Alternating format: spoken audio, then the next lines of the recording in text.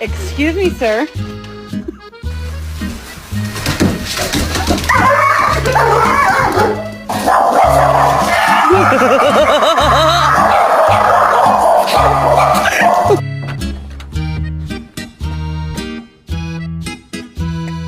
Day 23 in the chamber. They ain't found me yet, but when they do, they're gonna be surprised. You're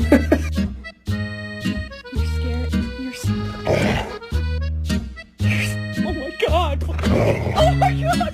Can I please take a nap?